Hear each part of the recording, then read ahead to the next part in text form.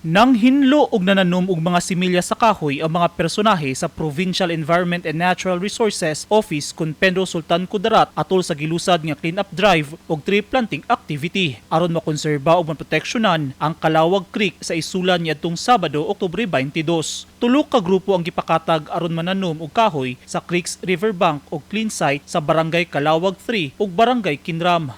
Ang naisgutang inisyatibo miresulta sa pagkakolekta og 105 kilos nga basura diin kapin kun kulang 500 ka mga seedlings sa nara, mahogani ug falkata ang natanom. Gipangunahan ni Pedro Sultan Kudarat, Representative Forester City Hafsa Dima Tingkal ang Information, Education and Communication Campaign sa Republic Act No. 9003 kun Ecological Waste Management of 2000 aron maobserba ang selebrasyon sa Consumer Welfare Month sa Department of Trade and Industry. Tumong niini nga mapahinumduman ang mga consumers sa kamahinungdanon sa proper segregation ug waste disposal. 80 kabuok ka mga brochures o posters nga may kalambigitan sa kinaiyahan ang napud-apod. 70 ka mga partisipante gikan sa Pedro Sultan Kudarat, Community Enro Takurong, Kinram ug Kalawag 3 barangay officials ug Kabalikat Radiocom Isulan Chapter nga gi-facilitate sa Rivers for Life focal person nga suportado sa Conservation and Development Section sa Sentro Takurong.